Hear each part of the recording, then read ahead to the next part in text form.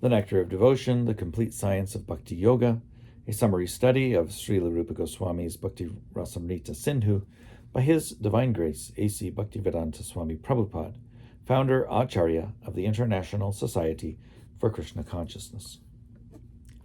In this video, I'm going to read the last chapter of the book, Chapter 51, Perverted Expression of Mellows, which constitutes the ninth wave of the northern side. The ninth wave is called Rasa Basa, Perverted Expression of Mellows, and the northern side is called Gona Bhakti Ras, Indirect Loving Relationships. Following chapter 51, I'm going to read the concluding words, and following the concluding words, I am going to read the first appendix, which is called The Author.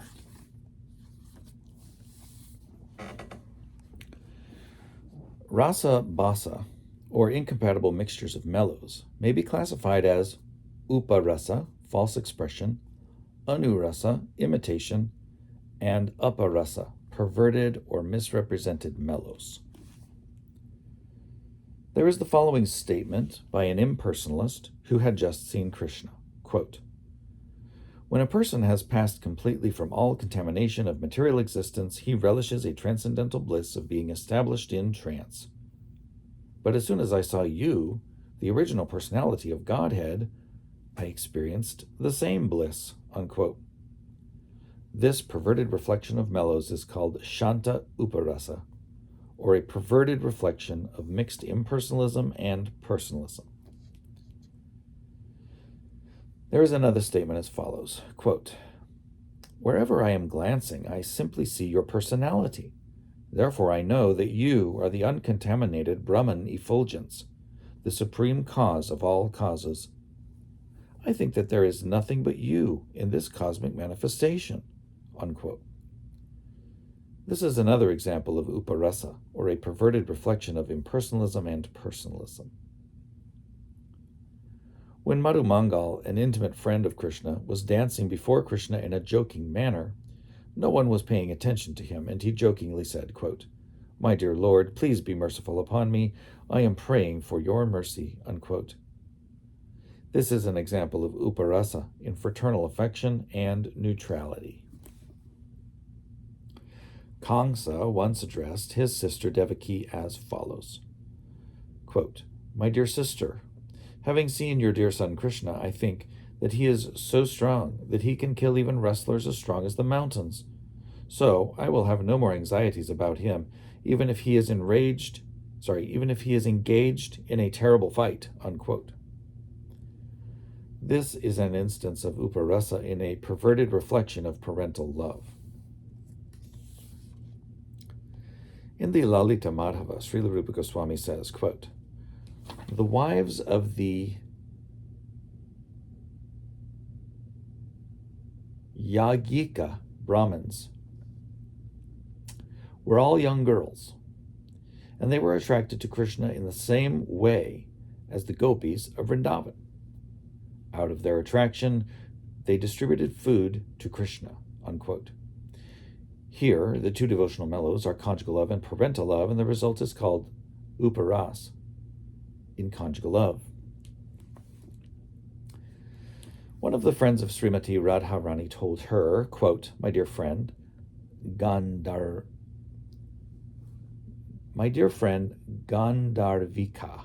Radharani, you were the most chaste girl in our village, but now you have divided yourself and are partially chaste and partially unchaste. It is all due to Cupid's influence upon you after you saw Krishna and heard the sound of his flute." Unquote. This is another example of Uparasa, caused by divided interests in conjugal love. According to some expert learned scholars, the feelings between lover and beloved create perverted reflections of mellows in many ways. Quote, "The gopis have become purified by Krishna's glance, and as such, Cupid's influence is distinctly visible on their bodies." Unquote. Although in the material sense, the glancing of a boy at a girl is a kind of pollution, when Krishna threw his transcendental glance at the gopis, they became purified. In other words, because Krishna is the absolute truth, any action by him is transcendently pure. After Krishna chastised the Kalyanag in the Jamuna river by dancing on his heads, the Kalyanaga's wives addressed Krishna, quote, "Dear cowherd boy, we are all only young wives of the Kalyanag. So why do you agitate our minds by sounding your flute?" Unquote. Kaliya's wives were flattering Krishna so that he would spare their husband. Therefore, this is an example of uparasa, or false expression. One devotee said, quote, "My dear Govinda, here is a nice flowery bush in Kailasa. I am a young girl, and you are a young poetic boy. After this, what more can I say? You just consider." Unquote. This is an example of uparasa caused by impudence in conjugal love. When Narada Muni was passing through Vrindavan, he came to the Bandi Ravana forest and saw in one of the trees the famous parrot couple that always accompanies Lord Krishna. The couple was imitating some discussion they had heard upon the Vedanta philosophy, and thus were seemingly arguing upon various philosophical points. Upon seeing this, Narada Muni was struck with wonder, and he began to stare without moving his eyelids. This is an example of anurasa, or imitation. When Krishna was fleeing from the battlefield from a distant place, Jarasandha was watching him with restless eyes and was feeling very proud. Being thus puffed up with his conquest, he was repeatedly laughing. This is an example of aparasa. Everything in connection with Krishna is called ecstatic devotional love, although it may be exhibited in different ways, sometimes in right order and sometimes as a perverted reflection. According to the opinion of all expert devotees, anything that will arouse ecstatic love for Krishna is to be taken as an impetus for transcendental mellow. Thus ends the Bhaktivedanta summary study of Sri Bhakti Rasamrita Sindhu by Srila Rupa Goswami.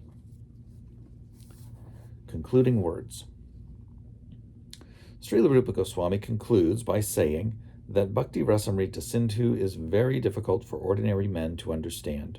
Yet, he hopes that Lord Krishna, the Eternal Supreme Personality of Godhead, will be pleased with his presentation of this book. By rough calculation, it is estimated that Srila Rupa Goswami finished Sri Bhakti Rasamrita Sindhu in Gokul Vrindavan in the year 1552. While physically present, Srila Rupa Goswami was living in different parts of Vrindavan, and his headquarters were in the temple of Radha Damodar in the present city of Vrindavan. The place of Rupa Goswami's bhajan, execution of devotional service, is commemorated still. There are two different tomb-like structures in the Radha Damodar temple. One structure is called his place of bhajan, and in the other, his body is entombed. Behind this very tomb, I have my place of bhajan, but since 1965, I have been away. The place, however, is being taken care of by my disciples. By Krishna's will, I am now residing at the Los Angeles Temple of the International Society for Krishna Consciousness. This purport is finished today, the 30th of June, 1969. The first appendix, the author. His Divine Grace, A.C. Bhaktivedanta Swami Prabhupada, appeared in this world in 1896 in Calcutta, India.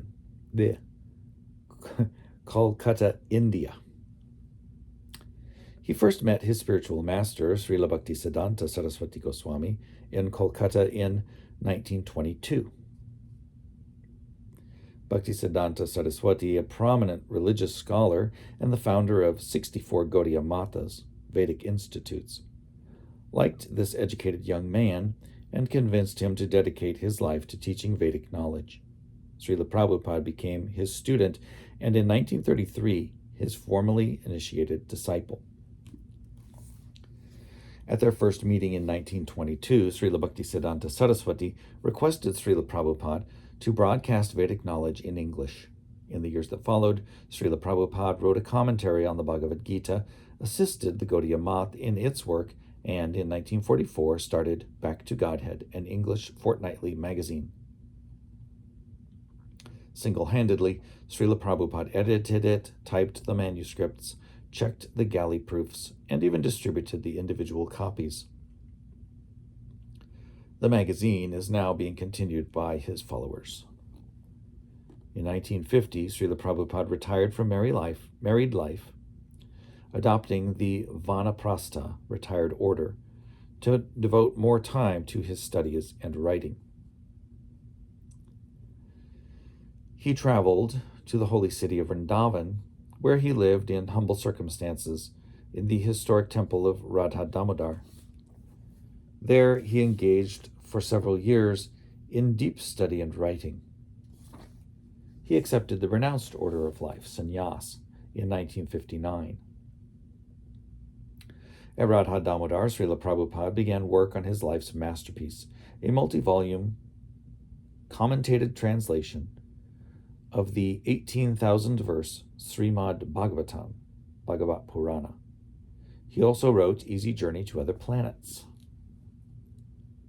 After publishing 3 volumes of the Srimad Bhagavatam, Srila Prabhupada came to the United States in September 1965 to fulfill the mission of his spiritual master. Subsequently, His Divine Grace wrote more than 50 volumes of authoritative, commentated translations and summary studies of the philosophical and religious classics of India. When he first arrived by freighter in New York City, Srila Prabhupada was practically penniless. Only after almost a year of great difficulty did he establish the International Society for Krishna Consciousness in July of 1966. Before he passed away on November 14, 1977, he had guided the society and seen it grow to a worldwide confederation of more than 100 ashrams, schools, temples, institutes, and farm communities. In 1972, His Divine Grace introduced the Vedic system of primary and secondary education in the West by founding the Gurukul School in Dallas, Texas. Since then, his disciples have established similar schools throughout the United States and the rest of the world. Srila Prabhupada also inspired the construction of several large international cultural centers in India. At Sri Dham Mayapur in West Bengal, devotees are building a spiritual city centered on a magnificent temple, an ambitious project for which construction will extend over many years to come. In Vrindavan are the Krishna Balaram Temple and International Guest House, Gurukul School, and Srila Prabhupada Memorial and Museum. There are also major temples and cultural centers in Mumbai, New Delhi, Ahmedabad, Siliguri, and Ujjain. Other centers are planned in many important locations on the Indian subcontinent. Srila Prabhupada's most significant contribution, however, is his books. Highly respected by scholars for their authority, depth, and clarity, they are used as textbooks in numerous college courses. His writings have been translated into over 50 languages.